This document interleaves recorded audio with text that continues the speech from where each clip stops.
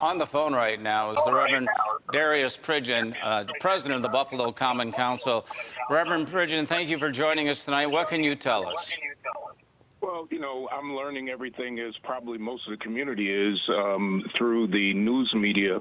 I was just in touch with a former principal who is in touch with someone in the building right now who is with the students. Been told that the students obviously are safe, thank God, that there are personnel showing up from the Board of Education, and I think that that's very important. But most of what I've learned through the news media. Have you heard any update on the condition of the security guard or the students, both of whom were shot this afternoon? No, personally, I have not. I am sitting here with all the phones that I have in this house because, my heart is broken, and it's broken not only for the students and the parents at McKinley, but for our entire city. I keep saying that this is a crisis situation, and I've been saying this for years, and even when I was first elected, how we have to work together for our children. I wish, and I heard my colleague on a little earlier, I wish the Common Council had the legal ability to do more. The state of New York, the law does not let us, but even without that, we as citizens can do more. And anybody who does not think that this is a crisis for our parents, for our students who have been out of school for 2 years, they're really missing it in their sleep. Reverend Pridgen, you wear two hats, one as the president of the Buffalo Common Council and one as a minister who talks to people, reaches out to the community, hears what's going on. So I'll ask you to put on your minister hat for a moment and tell us what you feel in terms of what needs to be done here after a situation like this.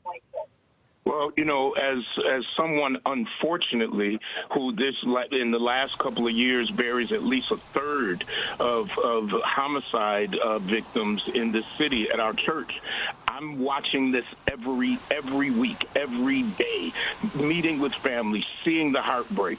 And this is my feeling. The Western New York, the Board of Education, I'm not on the Board of Education, so this is no disrespect. I'm speaking specifically from my voice as a father who has a child in Buffalo Public Schools. So let me wear that hat for a second. At the end of the day, if we don't deal with mental health and if we don't put the money after these young people have been out for 2 years and there's all of these things happening in the street that usually then end up in the school, if we don't understand, and not just locally, but federally, I understand, and my heart goes out to folks in other countries that are going through distress. But we have distress right here in the United States of America, in our urban school districts all over the country. It is a crisis, and it is not enough to just throw money at it. There has to be, from the top down, a plan in order to deal with the guns, to deal with our young people's mental health, and to really advance education, or else we will lose a generation. Well, how do you deal with the students or young people's mental health? I'm sure at your church, you must have wonderful programs to help these young people to cope with the problems of life. Well, I'll tell you this. Some of the young people that need the mental health the most don't go to a church. And so the way our church did it is we decided to do the homicide funerals for free to get them into a church, to get them to a place where they hear a message of hope, hear a message of non-retaliation, and having mental health counselors on scene when we can, so that when those folks need to talk, they can talk. We have to stop being afraid of mental health. We have to stop being afraid of saying this is a crisis, because this is one shooting today. But how many parents will send their children to school tomorrow worried about can something happen at their school? I was just on the phone this week dealing with McKinley High School with Sharon Belton Cotman, working on behalf of a parent in that school. So we've been talking about this for a while. So you are not surprised by what happened today? Well, I'm always surprised. Nobody expects when they send their children to school that there's going to be a shooting. Yeah, I'm surprised. I am surprised because we usually don't have anything. However, I I was made aware, and as when the parent called me, I told the parent, I'm not a part of the school board, but I'm getting involved now. And I got on the phone with one of the associate superintendents. I got on the phone with the parent. I got on the phone with the school board member where that person lives, and this was just about 3 days ago, maybe Monday, that I was informed by the school board member of the problems, and she said to me, I know that this is not a common council problem, but we need your help. I totally agree. And you know what? What you have just described, Reverend Pridgen, is exactly what Pastor James Giles told us just a few minutes ago that he sees as a solution, and that is if everybody, community groups, politicians, police, foundations, schools, Common Council, work together on finding solutions. He thinks that's the only way. Listen, we have to approach this like a business that is failing. We have to approach this by saying, what is the strategic plan? Because everybody has their own thought of what needs to happen. But if this were Ford, when Chrysler was going under, they had to hire professionals to come in and say, this is how we're going to bring this product back up. Our product are our students.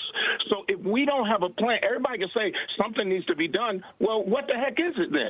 And we have to not just throw money at it. We have to have a strategic plan across this country. But I'm in Buffalo, so I'll talk about Buffalo. We have to have a strategic plan here, because if you say schools should be involved in churches, what do you want the churches to do? What do you want the Common Council to do? The folks who are elected to the Board of Education have to go into their meeting, stop the arguing, and say, how are we going to help our students? And if you need to bring in somebody to do an assessment, it has to happen quick. We don't have months. We don't have years for this to happen. It has to be seen as a crisis. And if they don't see it as a crisis, shame on them.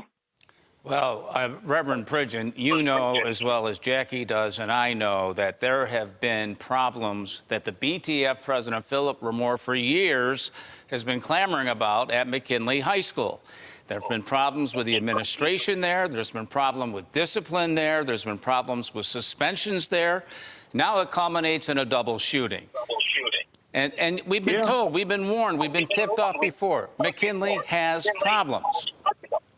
You know, I think what has happened is a lot of people in the community, especially, maybe elected leaders who were going, hey, are you all taking care of your problems? Are you taking care of your problems? Now I don't think we can do that.